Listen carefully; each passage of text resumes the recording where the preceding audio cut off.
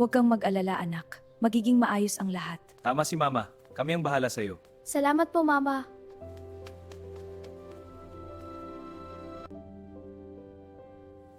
Panginoon, gabayan mo ang aming anak.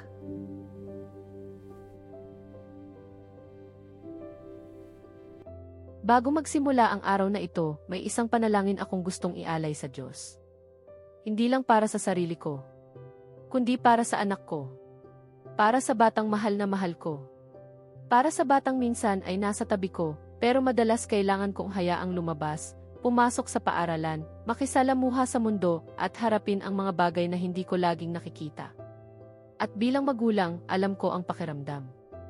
Minsan nakangiti ka habang inaayos ang baon niya. Minsan tahimik ka habang pinapanood mo siyang magsuot ng sapatos, magbitbit ng bag, o magpaalam bago pumasok sa school. Minsan sinasabi mo lang, mag-iingat ka ha. Pero sa loob ng puso mo, ang dasal mo ay mas malalim pa roon. Panginoon, bantayan mo siya. Panginoon, gabayan mo siya. Panginoon, huwag mo siyang pababayaan. Dahil kahit gaano natin kamahal ang ating mga anak, hindi natin sila kayang bantayan sa bawat segundo. Hindi natin kayang samahan sa bawat silid-aralan. Hindi natin kayang marinig ang bawat salitang maririnig nila. Hindi natin kayang makita ang bawat taong lalapit sa kanila.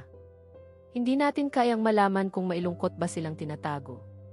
Hindi natin kayang saluhin ang bawat sakit, takot, pressure, at pagsubok na maaaring dumaan sa kanilang puso.